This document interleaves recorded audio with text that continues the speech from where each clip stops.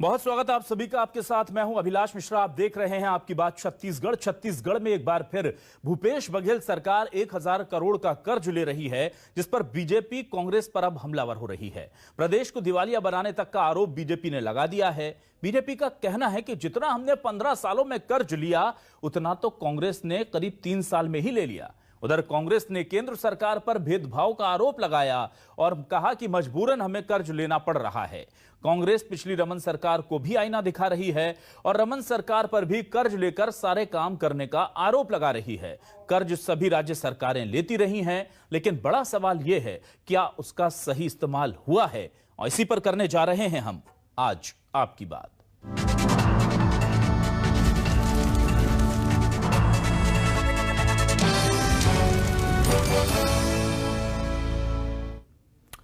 तो बीजेपी कह रही है कि रिकॉर्ड तोड़ दिया है, पूरे छत्तीसगढ़ को कांग्रेस ने कर्जदार बना दिया है।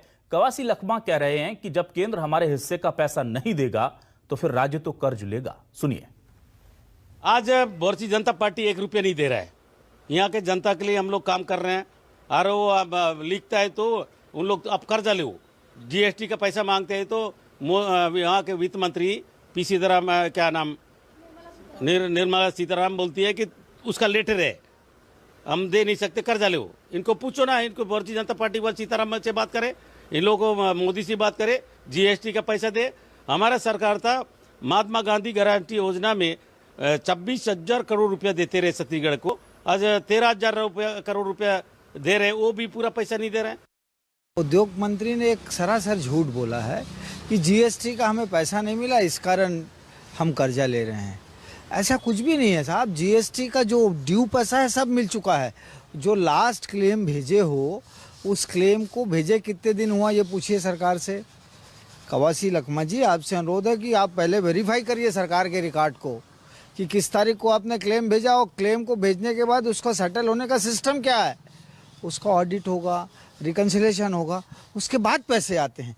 उतना समय तो दोगे केंद्र सरकार को। कि कर्ज तो ये अव्यवस्थाओं के कारण कर्ज ले रहे हैं। जितना कर्ज भारतीय जनता पार्टी ने 18 साल के कार्यकाल में जो कर्ज था लगभग 40,000 करोड़ का, वो 82,000 करोड़ रुपया हो गया।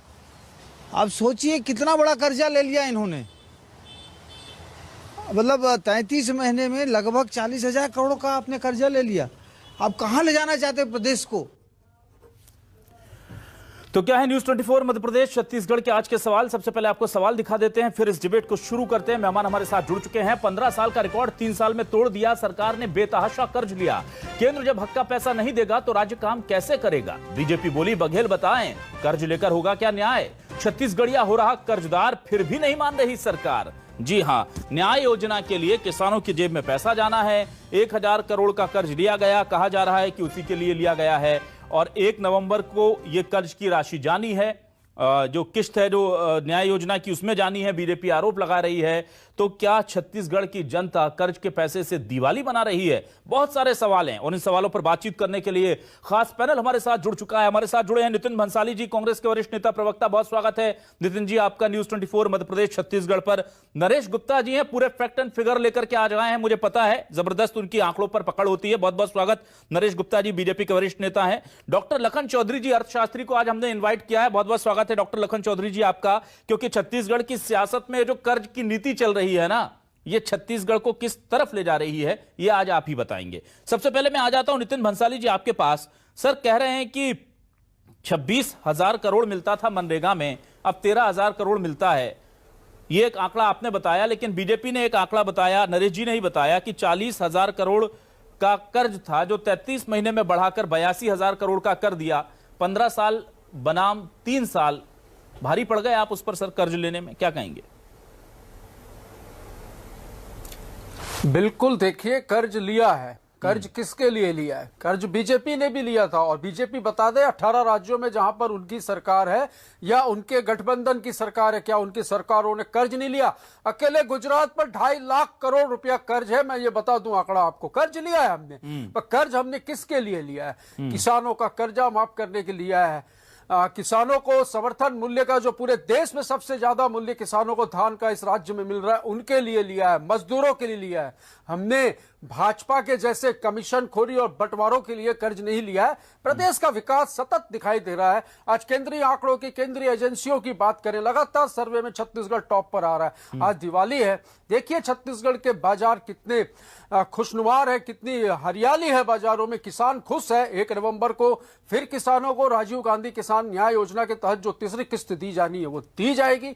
मुझे तो ये समझ में नहीं आता कि इनके पेट में, किसानों के घर में यदि पैसा जा रहा है, किसान यदि सुदृढ़ हो रहे हैं, किसान यदि मजबूत हो रहे हैं प्रदेश के, तो इनके पेट में दर्द क्यों हो रहा है?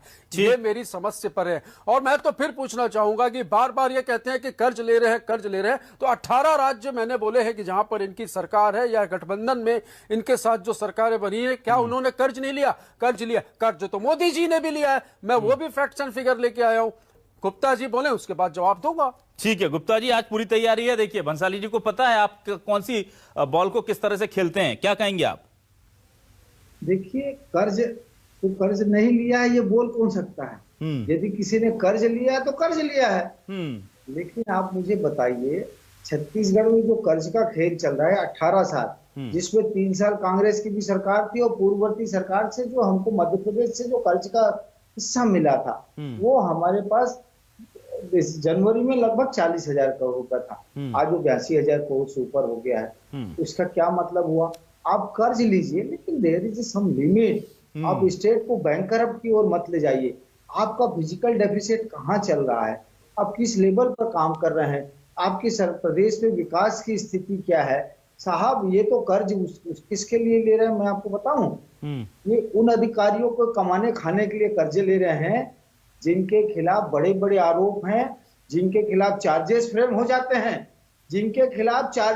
जाते हैं, लोअर कोर्ट में, और जिनको हाई कोर्ट कंफर्म भी कर देती है इसके, उस पिटीशन को रिजेक्ट करती है, रिव्यू पिटीशन को, उसको भी सरकार तत्काल प्रभाव से हटाती रही है। ठीक है, ये सरकार का चरित्र है। ये सरकार सिर्फ और सिर्फ लेकिन नरेश जी ये कह रहे थे नॉन प्लान्ड एक्सपेंडिचर में पैसे खर्चे कर रहे हैं। बंसाली जी कह रहे थे कि 18 राज्य हैं बीजेपी शासित या उनके समर्थकों के, तो वहां पर क्या कर्ज नहीं लिया जा रहा? गुजरात का तो उन्होंने आंकड़ा दे दिया कि 2.5 लाख करोड़ का कर्ज है, तो फिर कैसे आप कह सकते हैं कि सिर्फ हम कर्ज ले रहे हैं? चलिए, ये भी पूछिए कि किसानों के लिए इन सरकारों ने कर्ज लेकर क्या किया? छत्तीसगढ़ तो कर रहा है। ये ना, आप थोड़ा सा इकोनॉमी के भाषण से समझें अपन, ना कि उसको अपन सिर्फ भाषणबाजी और पॉलिटिकल एंड से समझें उसको।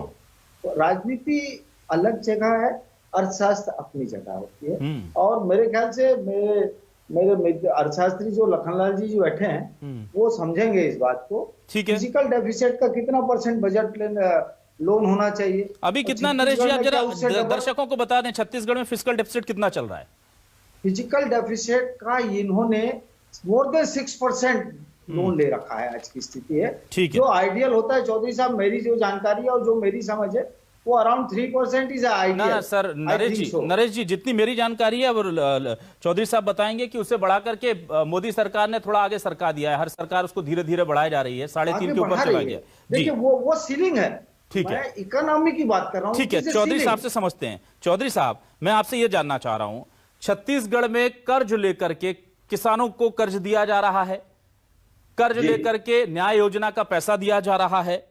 यह व्यवस्था क्या आपको लगता है कि तात्कालिक तौर पर फायदा और आगे चल करके बहुत बड़ा घाटा बन सकती है छत्तीसगढ़ के लिए, या आपको लगता है कि नहीं, इससे जो अवरुद्ध विकास है उसे गति मिल जाएगी और उसके बाद हम आत्मनिर्भर बन जाएंगे, सब चीजें ठीक हो जाएंगी? आपका जो सवाल है कि आपने शुरू में सवाल था कि ये जो आखिर इतना कर्ज लिया जा रहा है, सबसे महत्वपूर्ण सवाल कि इस कर्ज का इस्तेमाल हो रहा है, इस पैसे का उपयोग कहां पर हो रहा है। और निश्चित रूप से ये सवाल बहुत जायज है आज की तारीख में, क्योंकि पिछले कुछ सालों से देखिए सरकारें, चाहे छत्तीसगढ़ की सरकार हो चाहे अन्य राज्यों की सरकार, दोनों हमारे साथी लोगों ने बताया है कि किस तरह से हर राज्य में कर्जों का जो जाल है या कर्जों का जो बोझ है वो लगातार बढ़ता जा रहा है। केंद्र सरकार भी कर्ज ले रही है और सभी सरकारें ये दलील देती है कि हम जन कल्याणकारी योजनाओं पर इस पैसे को खर्च कर रहे हैं, इसलिए सरकारों को कर्ज लेना पड़ता है। ये सरकारों की दलील होती है। देखिए, इसको हम अर्थशास्त्र की दृष्टि से इसका यदि हम विश्लेषण करते हैं तो इस समय जैसे कि नरेश गुप्ता जी भी और आप भी चर्चा कर रहे थे कि फिजिकल डेफिसिट जो है इस समय छत्तीसगढ़ में जो है 4.5% है, और केंद्र का जो पिछले 2021 के बजट में केंद्र का जो फिजिकल डेफिसिट था इससे 5% ऊपर 9.5% था। तो यदि हम इस तरह से विश्लेषण करें और तुलना करें, जैसे कि नितिन जी बता रहे थे गुजरात सरकार का 2.5 लाख करोड़ का कर्ज, तो उस लिहाज से यदि हम एनालिसिस करते हैं तो छत्तीसगढ़ में कर्ज की जो स्थिति है वो बहुत ज्यादा नहीं है, लेकिन जैसा कि इसका आइडियल जो रेंज माना जाता है कि 3-3.5% होना चाहिए, तो उस हिसाब से यदि हम देखें तो 1% के आसपास छत्तीसगढ़ का ज्यादा बनता है, तो ये कोई बहुत ज्यादा नहीं है। देखिए इसमें जो है महत्वपूर्ण बात ये है कि ये जो आपने उठाया था कि पैसे का खर्च और पैसे का जो इस्तेमाल है वो किन योजनाओं पर या कहां पर हो रहा है, और इस लिहाज से हम यदि इस समय फिलहाल छत्तीसगढ़ जो अभी 1000 करोड़ रुपए का कर्ज ले रही है जिस पर आज हम चर्चा कर रहे हैं, तो वो निश्चित रूप से तीसरी किस्त न्याय योजना की देने के लिए ले रही है, सबको पता है। और ये पैसा चूंकि देखिए डायरेक्ट जो है रूरल इकोनॉमी में जा रही है, एग्रीकल्चर इकोनॉमी में जा रही है, और उसका सकारात्मक असर पिछले 2 सालों में हमने कोविड पीरियड में भी देखा है कि ग्रामीण अर्थव्यवस्था में इसके कारण मांग लगातार बनी हुई थी, और छत्तीसगढ़ पर इसका जो असर है वो सकारात्मक असर रहा है।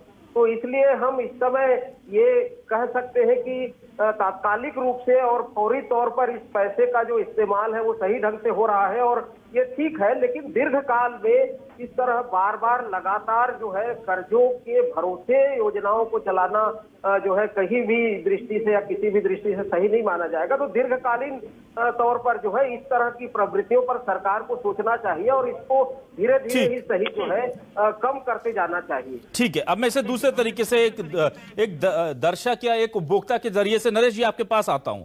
देखिए, छत्तीसगढ़ सरकार किसानों के लिए कर्ज लेती है और फिर वो किसानों के बीच में लिक्विडिटी को बढ़ा देती है। वहां पर लोग उपभोक्ता जो हैं उनकी परचेसिंग पावर बढ़ती है, वो सामान खरीदते हैं तो जीएसटी को उनको चुकाना पड़ता है। जीएसटी का पैसा केंद्र के पास चला जाता है। फिर जब राज्य सरकार केंद्र से कहती है कि साहब पैसा दे दो, तो वो नहीं मिलता, ये आरोप लगते हैं और फिर वो कर्ज लेती है। तो ये तो उल्टा हो रहा है सर कि कर्ज लिया जा रहा है और कर्ज का फायदा जो मिलना चाहिए था राज्य को, जो आत्मनिर्भर बनना था, वो केंद्र अपने पास हिस्से में रखे जा रही है। अगर मैं ठीक हूं, मेरा अर्थशास्त्र थोड़ा बहुत है, ज्यादा नहीं जानता, मैं साइंस का स्टूडेंट हूं, लेकिन इस तरह की बातें कही जाती। नरेश जी क्या कहेंगे आप? देखिए, जीएसटी का पैसा केंद्र के पास पूरा नहीं जाता है, एक सिस्टम है लेट डाउन। जब जीएसटी पड़ता है तो स्टेट जीएसटी, सेंट्रल जीएसटी और जीएसटी कंपनसेशन, ये सारी चीजें अलग अलग हेड से जाती हैं। और जीएसटी कंपनसेशन का पैसा 2 महीने बाद वो अप्लाई करते हैं और वो उसके 2 महीने के बाद अप्लाई के बाद उसका रिकन्सिलेशन और उसका ऑडिट होता है। उसके बाद स्टेट को पैसा मिलता है। जीएसटी में स्टेट को भी पैसा डायरेक्ट भी मिलता है। उसके बाद कंपनसेशन सेस का पैसा उस एक्ट के तहत अलग से मिलता है। ठीक है, एक बात। अब ये उस पे तो स्टेट को कहीं सफर नहीं है, जो जैसा ट्रांजेक्शन होगा वैसा पैसा सरकार ना कवासी लखमा जी कह रहे हैं सर कि हमने तो चिट्ठी लिखी, तो हमें चिट्ठी आ गई वित्त मंत्री की, मैं दिखा नहीं सकता। उन्होंने ये बयान मैंने इसलिए सुनवा दिया। अब सुनिए ना, वो उस पे मैं नहीं चर्चा करना चाहूंगा। वित्त मंत्री जी ने तो कहा कर्ज ले लो। सुनिए ना साहब, आप जो लिखा हुआ है, जो लेट डाउन है, इनके सरकार अधिकारियों से पूछिए लास्ट क्लेम कौन सा बचा है आपका। ठीक है नितिन बंसाली जी, क्या आप लोग गुमराह कर रहे हैं? लास्ट क्लेम जो है, जो लास्ट 2 मंथ्स का भेजा है, वह पेंडिंग है ना। 2 मंथ की पेंडिंग, एक हफ्ता पहले वो क्लेम गया है। अगर सिर्फ 2 मंथ की है बंसाली जी, तो फिर क्या कांग्रेस सरकार गुमराह कर रही है जनता को, ये क्या करके कि हमारा जीएसटी का पैसा रोका जा रहा है? क्योंकि 2 महीने तो बहुत सामान्य प्रक्रिया चल रही है जीएसटी में, पेंडेंसी की। अरे कोरा झूठ बोल रहे हैं, इन्हें ट्रेनिंग ही झूठ बोलने की दी जाती है। नागपुर के आरएसएस के कार्यालय से झूठ बोलना इनकी फितरत में। नितिन जी, सीधी तमीज से बात करिए, आरएसएस बीच में नहीं लाइए, तमीज से बात करिए, सीधी बात करिए, नो सीधी बात करिए। तमीज से ही बात कर रहा हूँ, तमीज से ही बात कर रहा हूँ। झूठ बोल रहे हैं तो मैं बोलूंगा। करा रहे हो, इटली के मार्गदर्शन में आप प्रदेश चला रहे हो। इटली से चल रहा है यह देश, इटली से चल रहा है, इटली के मार्गदर्शन में चल रहा है। ये देखिए, अब मैं जवाब दे रहा हूँ तो ये डाइवर्ट हो गया। अब इनको पहले शांत करेंगे। बदतमीजी की है आपने। अरे तो झूठ बोलने की ट्रेनिंग दी जाती है। मैं 1 बार नहीं 10 बार बोल रहा हूँ, आप लोग झूठ बोलते हैं। आप गुमराह करते हैं, हरी तिरछी बातें करके आप देश को मत समझो। आपको पाकिस्तान और अभी आप आ गए, इटली दूसरा सब करेंगे आप। भैया काम की बात करो। ये आधे घंटे की डिबेट जो रखी गई है, ये हमको जनता देख रही है, हमको जनता देख रही है नरेश भैया, विषय से बाहर किया नितिन जी, जनता देख रही है। ये आड़े तिरछे तरीके से घुमा कर कंपेसेशन और ये सब मत बताइए। मैं बता दूं कि 1947 से वर्ष 2014 तक देश पर 55 लाख करोड़ रुपए कर्ज था। मोदी जी के राज में 7 सालों में 80 लाख करोड़ रुपए कर्ज हो गए। किसकी वजह से हुआ बताइए? मोदी सरकार ने 1,76,000 करोड़ रुपए रिजर्व फंड की निकासी कर ली। सर ठीक है, जवाब दीजिए। अरे आप तो वही आते हुए, अरे सम्मान करना सीखिए महिला का। ठीक है नरेश जी, ठीक है, हम मुद्दे पर रहते हैं कि अरे किसके पोर्ट पे ड्रग्स पकड़ाया, किसके मित्र है, इसका भी खुलासा करिए। आपसे ज्यादा से हम वहां मुंबई के ड्रग कनेक्शन पर चले जाएंगे सर, तो मेरे छत्तीसगढ़ के दर्शकों के साथ अन्याय हो जाएगा सर। प्लीज हम वापस आते हैं। नरेश जी, नितिन जी, आप दोनों तो बहुत वरिष्ठ और बहुत सौम्य प्रवक्ता हैं, आप अपनी बात इतने अच्छे ढंग से रखते हैं कि मुझे बड़ी खूबसूरत लगती है आपकी डिबेट। मैं नितिन जी आपके पास आता हूं। सीधी बात यह है नितिन जी कि क्या जीएसटी का पैसा रुक रहा है, केंद्र रोक रहा है, और अगर नहीं रोक रहा है तो इस तरह की बातें क्यों कही जा रही हैं सर? बिल्कुल रुक रहा है।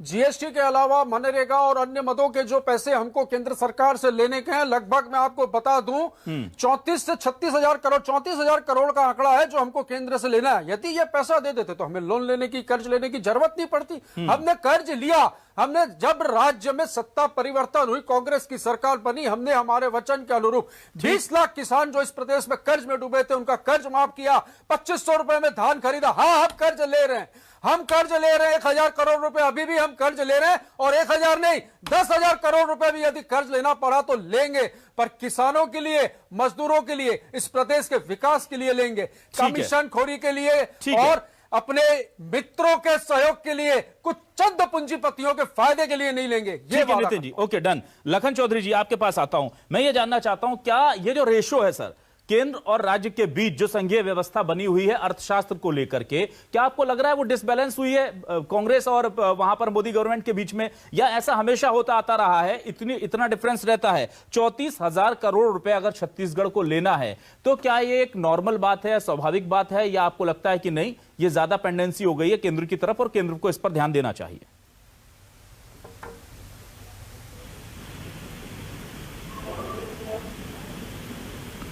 चौधरी जी आप सुन पा रहे हैं हमें?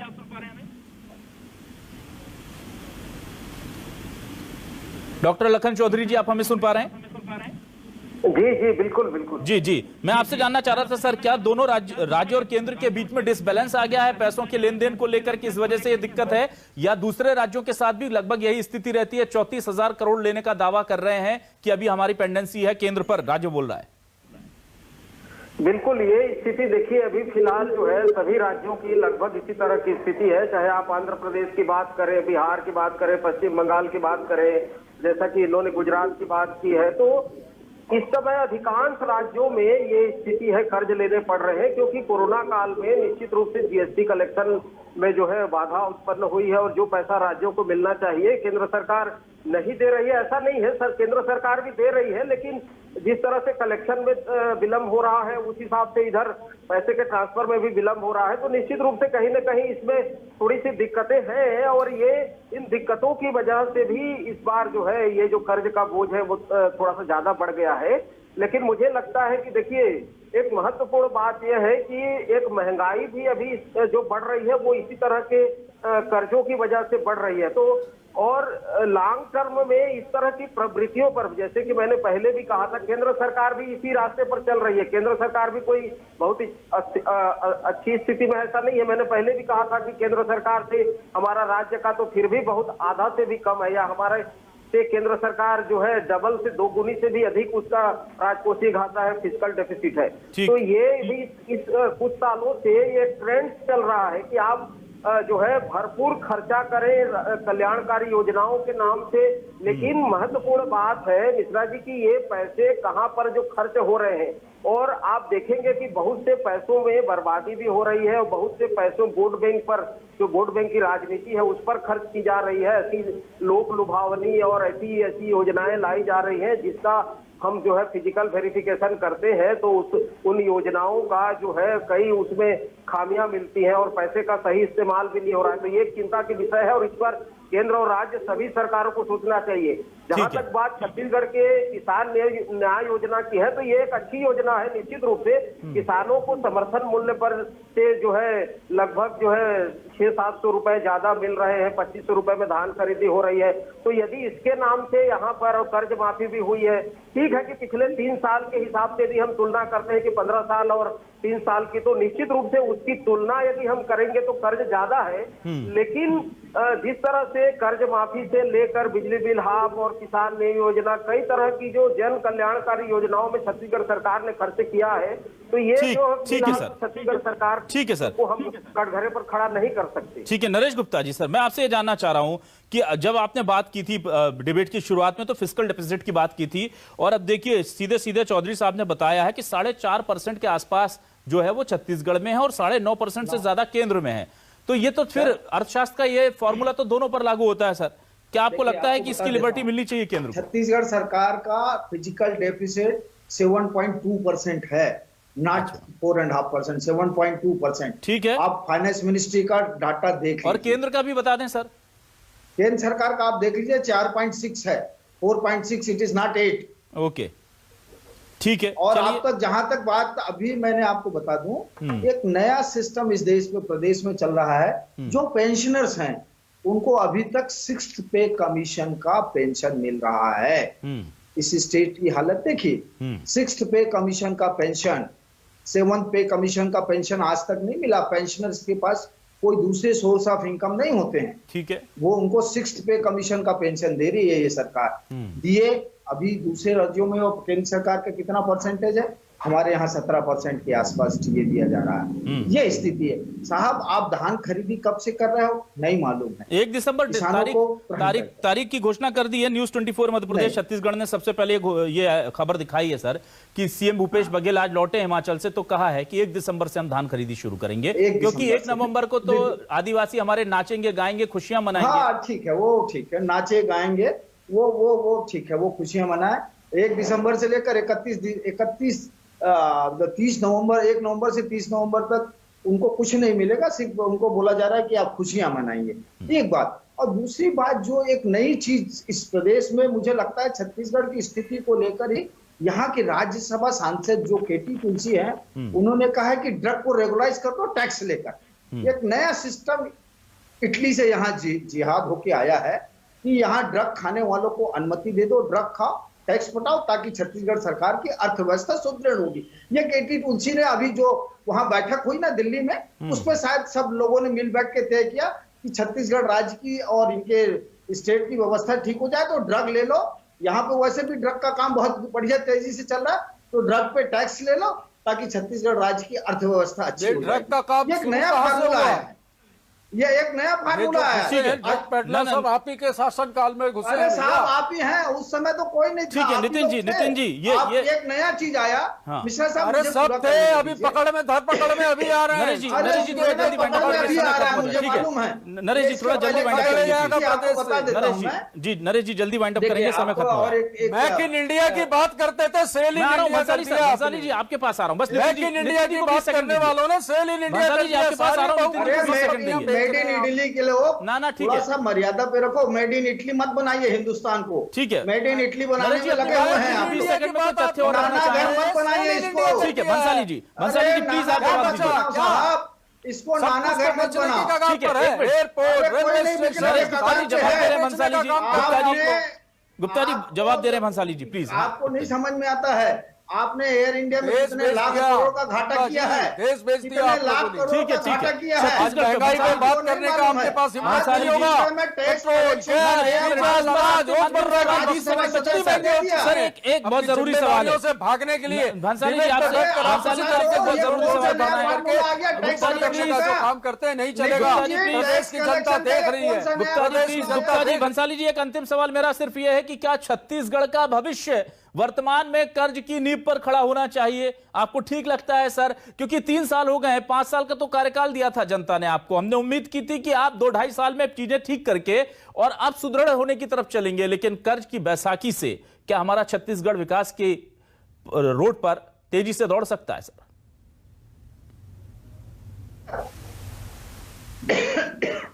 ट्रक खिलाना चाहते हैं देश की जनता को। भंसाली जी प्लीज, भंसाली जी आपसे सवाल है मेरा। जी फिर से भंसाली जी, क्या कर्ज लेकर के विकास करना ठीक है? और आगे हमारे भविष्य को लेकर के छत्तीसगढ़ के आप क्या कहना चाहेंगे संक्षेप में सर? 20 सेकंड है। जहां आवश्यकता होगी वहां कर्ज लेंगे। 1000 करोड़ नहीं, 5000 करोड़ नहीं, 10,000 करोड़ भी कर्ज लेना पड़ा तो लेंगे। प्रदेश के विकास के लिए, प्रदेश के किसानों के लिए, प्रदेश के मजदूरों के लिए, प्रदेश की स्थिति को बेहतर से बेहतर करने के लिए कर्ज लेंगे। इनके जैसे चंद पूंजीपतियों को फायदा पहुंचाने के लिए और कमीशन खोरी और भ्रष्टाचार करने के लिए ठीक है, चलिए वक्त खत्म हो गया। ठीक है, हमारा मकसद है छत्तीसगढ़ विकास के पथ पर चले। ठीक चल रहा है यहाँ पे हर वर्ष खुशहाल। में एक नया सिस्टम आ गया, ड्रग को रेगुलाइज करो ना। अभी उसको लेकर के हम पुष्टि कर लेते हैं, पुष्टि कर लेंगे नरेश जी। अगर ये आप जो आरोप लगा रहे हैं ये सच होगा तो इसको लेकर बहुत प्रमुखता से हम इस खबर को लेकर आएंगे सर, आप बिल्कुल निश्चिंत रहिए। लेकिन आज हमारी जो डिबेट थी वो इसी पर थी कि क्या कर्ज इस कदर लेना ठीक है? और कांग्रेस का साफ तौर पर कहना है कि अगर हम किसानों के लिए काम कर रहे हैं, आम जनता के लिए काम कर रहे हैं तो कर्ज लेना पड़ेगा, तो लेंगे, एक बार नहीं 10 बार लेंगे। बीजेपी कह रही है कि कर्ज लीजिए, जनता को पैसा दीजिए, लेकिन अपने दोस्तों को फायदा मत पहुंचाइए। अर्थशास्त्री साहब कह रहे हैं कि कर्ज लिया जाना चाहिए लेकिन उसकी लिमिट, सीमा तय होनी चाहिए, क्योंकि सिर्फ वर्तमान देखकर चलने वालों को इतिहास हमें गवाही देता है कि उनका भविष्य अच्छा नहीं होता। बहुत बहुत शुक्रिया तमाम हमारे मेहमानों का, नितिन भंसाली जी, नरेश गुप्ता जी, डॉक्टर लखन चौधरी जी, हमारे साथ इस खास डिबेट में हिस्सा बनने के लिए। तमाम दर्शकों का भी बहुत शुक्रिया।